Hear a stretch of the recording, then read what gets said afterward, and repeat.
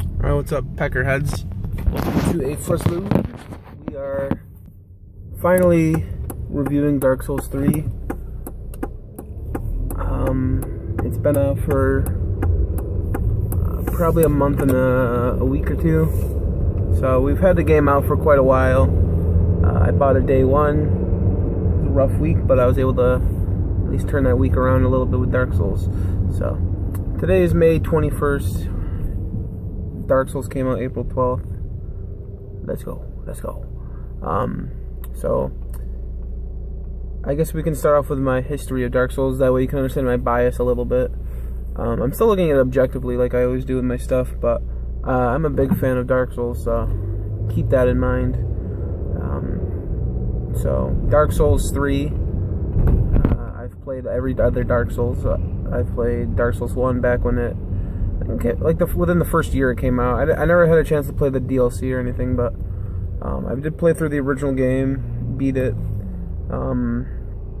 Demon Souls I do own, and I've never beaten it, but it's also a great game. I don't think it's as good as Dark Souls or Dark Souls 2, but I think Demon Souls is still a good game. Bloodborne I own. I haven't beaten it yet. I haven't even really progressed too far into it, but that's probably the next game on my to-do list, so I'll be probably talking that more soon. But Dark Souls 3, as of right now, I have 130 hours in the game. That's a completionist run I'm doing right now.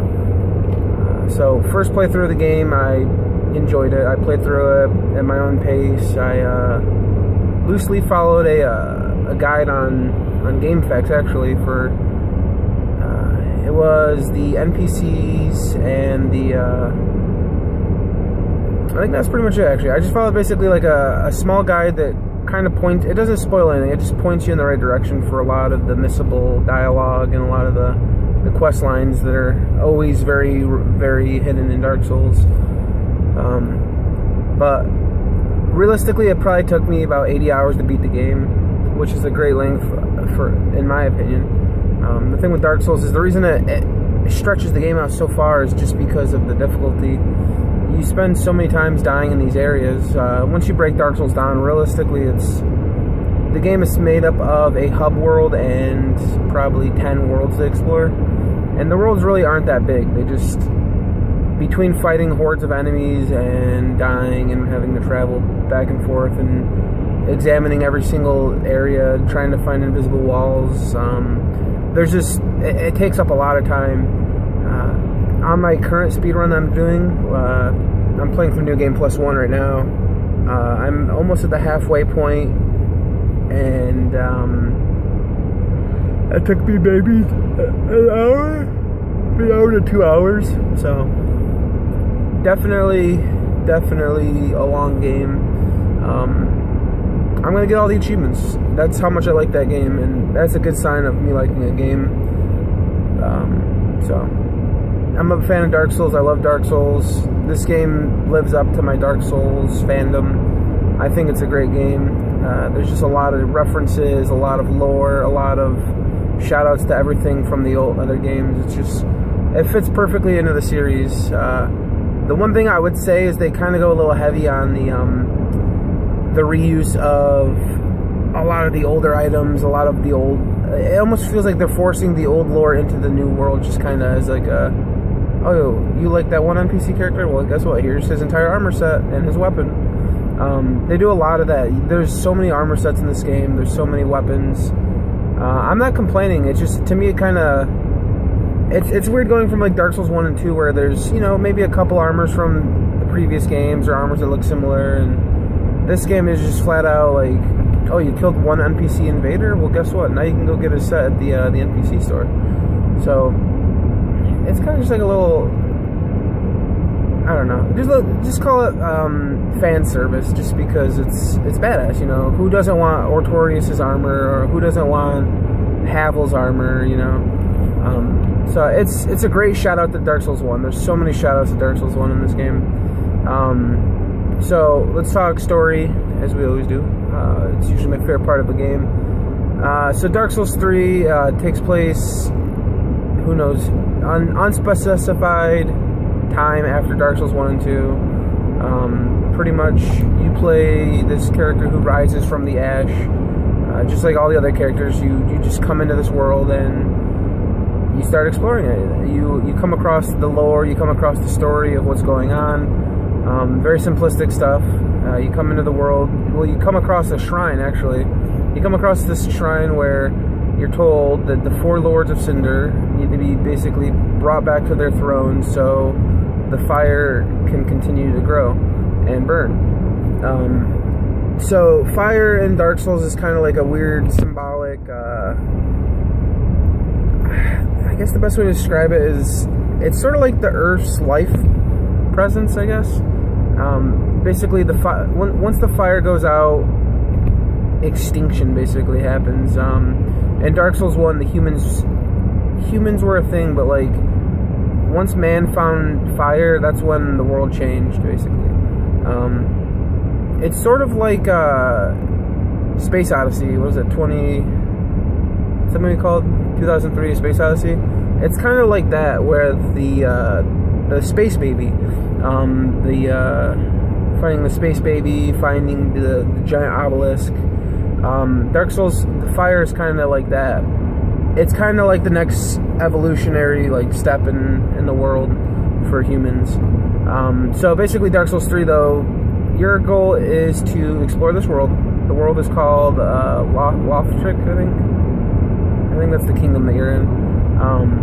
So you're in the kingdom of Lothric, and you are there to basically kick the 4 Lords of Cinder's ass and bring them back to the thrones by force. So, meaning, of course, you have to go slay the 4 Lords of Cinder. But you play the Ashen one. The Ash one. The Ashen one. The one of Ash. So, story-wise, it's more Dark Souls if you're used to those games. Basically, the story is basically told through the NPCs that inhabit the world. You basically travel through the areas in the game, and you'll find them, you know, just one guy will be trapped in a cell, one guy will be trapped in a cage, one guy will be just hanging out in, you know, just like a dark area in an area. You basically find these guys that you gotta recruit back to your hub, your Firelink shrine. And then you talk to these guys, they basically give you some more lore. The NPCs in Dark Souls always basically offer a service, so they're usually vendors or blacksmiths or people that can, you know, augment your weapons, stuff like that. So basically the same as always. The thing about this game is it has 4 different endings, and it's kind of cool the way it works, because one of the characters basically puts you on the path of lighting the fire again. One of the other characters puts you on another path of doing something else with the fire. And they both exist at the shrine, so you can both kind of get story bits from both of them, and they both kind of comment on what the other ones are saying. So I personally didn't get too much of that on my first playthrough, but I'm starting to see some of it on my second playthrough, which is... Hey! Hey, boy! Hey, boy, are you lost? Hey, mate, are you lost? You're a long way from your trailer, mate. Where are you going? Yeah. You're going to work? Oh, yeah, you're working at 7 now, right? What the fuck? Why are they doing that? Tell them it's bullshit. Tell them you want to work 12 to 5:30. Yeah, it's good shit, dude. Fuck yeah. Fuck yeah, dude. Alright, later, man. Go kill that laundry. Not laundry, the linens. Alright, fuck yeah. Spencer Blinn. Titties, where was I? Okay, so yeah, story lives up to classic Dark Souls. I think it's a full 1 out of 1 in my book. A lot of people might knock it, say like, well, it's not that engaging compared to the other games, or, you know, it's not. Your character itself is really basically set on rails, you know. There's nothing wrong with that, but for basically what you're doing, it's pretty standard stuff. You're just going to kill people, bring them back. Yeah. you're not going to be surprised. There really isn't any twists or turns in the story, but it gives you... Dark Souls is weird because, like, for me, I play games either for the gameplay or I play it for the story. A good example would be, like, Fire Emblem. I play Fire Emblem for the gameplay, but the story is so boring in Fire Emblem that's okay. Dark Souls isn't really in that category for me, I guess. I love the gameplay of Dark Souls, but I love the atmosphere the most. The atmosphere, the ambience of everything, you know. It all comes together to make a really good package. Which once you get a game that can kind of hit that other category, you know, it's weird because then you have something it's fun to play, it's fun to watch, and it's fun to be like in, sort of. But the story, like I said, gets a 1 out of 1. It's interesting stuff going on. It's sad, it's dark, it's good. Gameplay, they've done some tweaks since Dark Souls 1, some Dark Souls 2 stuff, but it's pretty much more of the same. X button is your items, A button is your activation key for like menus or pulling levers. B is your dash button for running, jumping, rolling out of the way. Y button is your dual wield. You can take a sword and two-hand it instead of having like a shield and one sword. You could just say, you know, I'll put the shield on my back.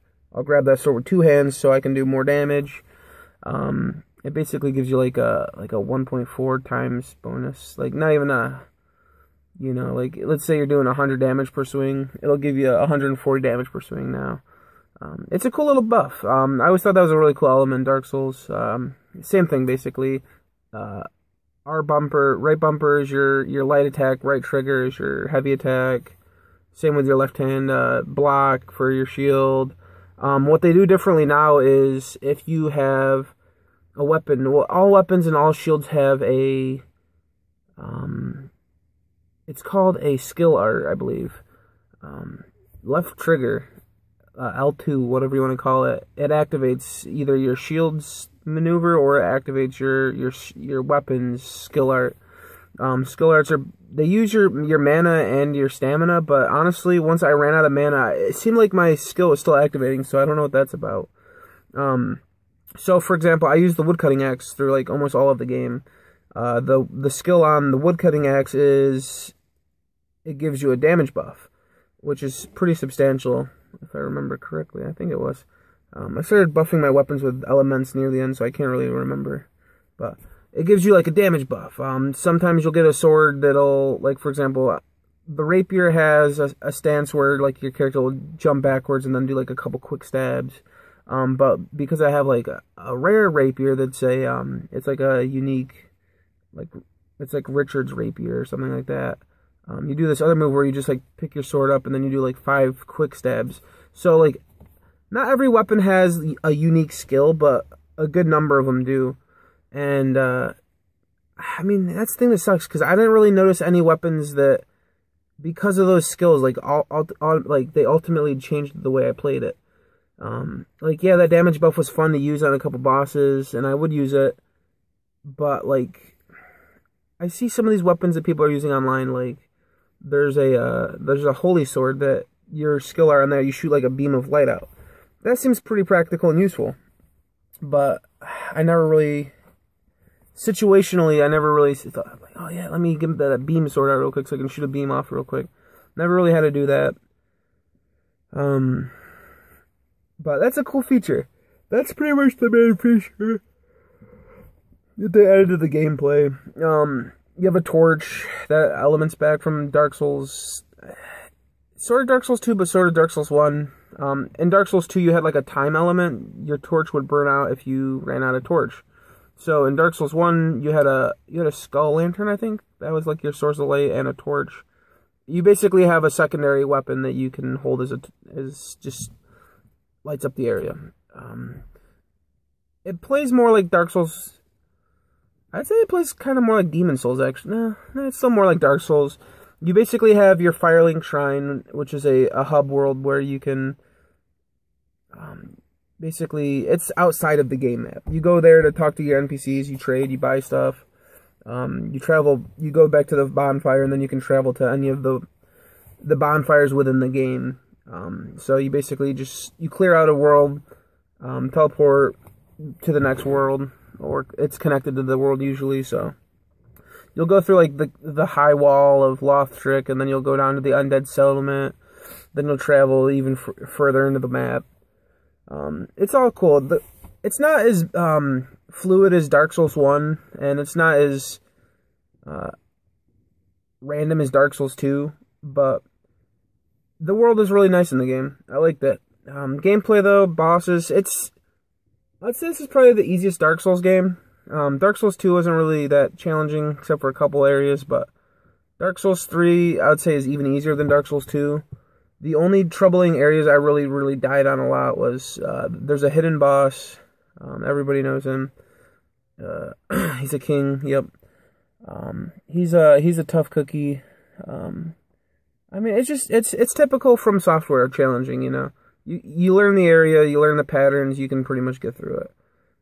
So every area has a learning curve, but compared to Dark Souls 1 and Dark Souls 2, I definitely died less. But I enjoyed it thoroughly, I loved it. Boss fights felt very fun. Magic was pretty fun to play with. I usually don't touch magic at all in these games. Archery was good still.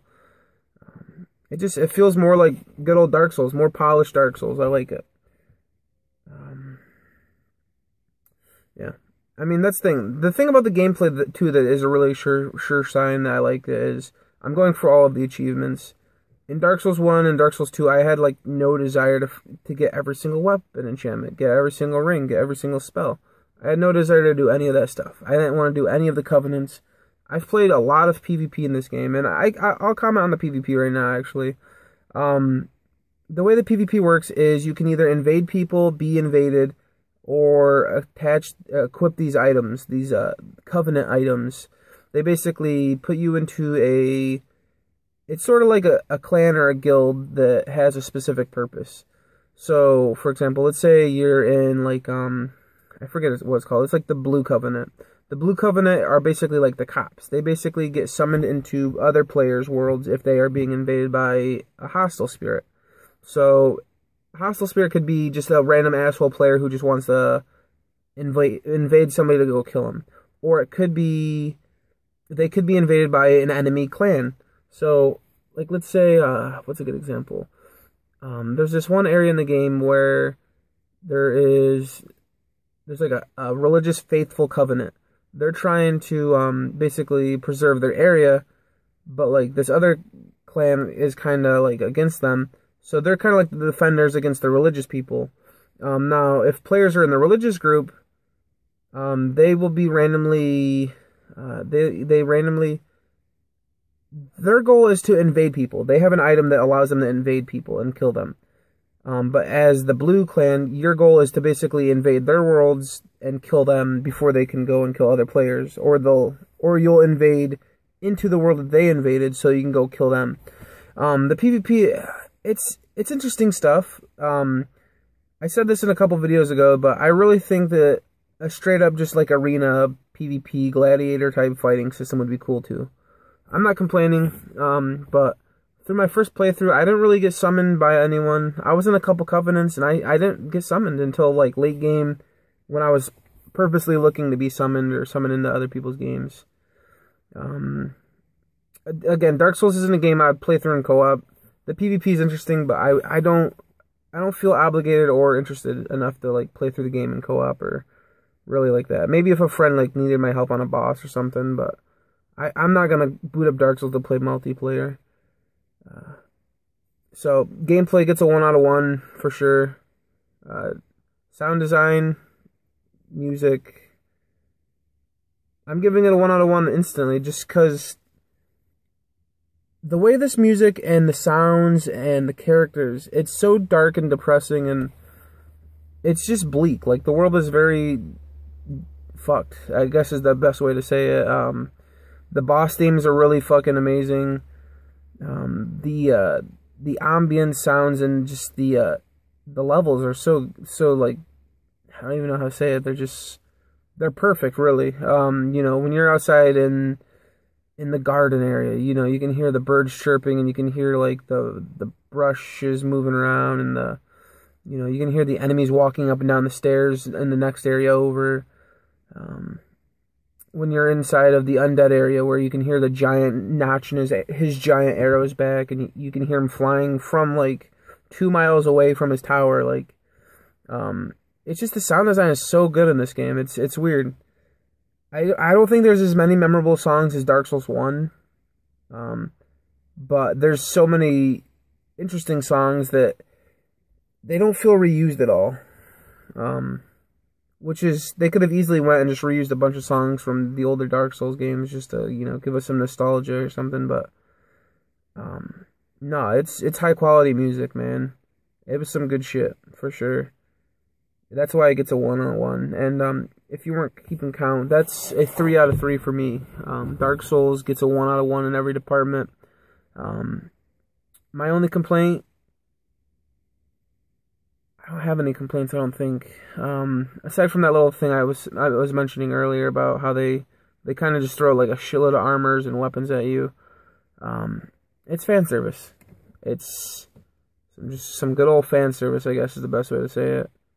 I like the endings, I like the gameplay, I like the music, I like the boss fights, I like pretty much everything this game has to offer. I wouldn't say it's a perfect game. I would say it's a game that appeals to me very heavily because of my interests. I love dark shit like this. I love Shadow of the Colossus. I love Berserk.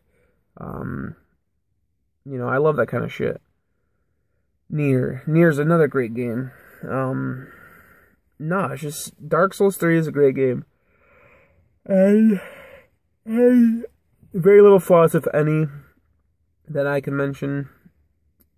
The only thing that bummed me out, but this was probably my internet, is there was a couple times where I would like disconnect from either PvP or going into like a boss or something.